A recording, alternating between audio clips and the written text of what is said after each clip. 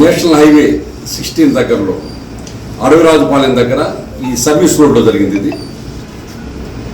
ఆ రోజు మాకు ప్రాథమికంగా వచ్చిన సమాచారం ఏంటంటే ఎవరో గుర్తు తెలియని 2 వ్యక్తులు ఈ చాట్ల వాసు అనే అతన్ని కొట్టి వెళ్ళిపోయారు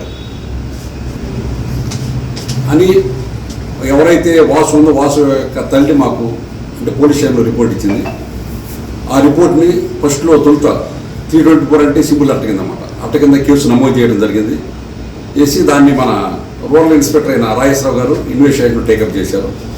తర్వాత ఇన్వెస్టిగేషన్లో భాగంగా ఏం తెలిసిందంటే ఇప్పుడు అదే అంటే వీళ్ళు చాట్ల వాసు అనే అతను తాగేటి వారి పాలించాము అదే గ్రామానికి చెందిన మందా మధు అనే అతను ఈ వీళ్ళిద్దరి మధ్యన రైవల్రీ ఉందా సి గారు ఏం చేశారంటే దీన్ని 13వ తేదీన 307 ఐపీసీ కింద 324ని 307 అంటే హత్య యత్నం కింద దీన్ని కేసుని మార్చి దర్యాప్తు ప్రారంభించారు.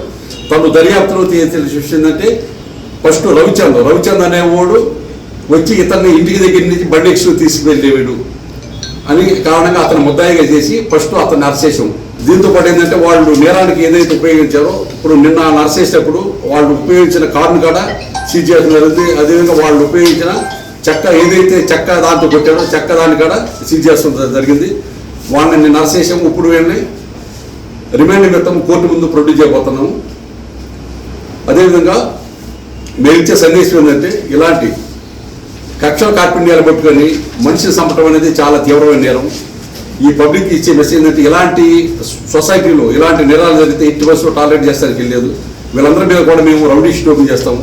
ఇలాంటి కేసులు జరిగినప్పుడు మా ఎస్పీ మేడం అజితా మేడం గారు చాలా పర్టికులర్గా చాలా గట్టిగా చాలా కఠినంగా వ్యవహరించమని చెప్పి మాకు ఉత్తర్వులు జారీ చేసుకుంటారు.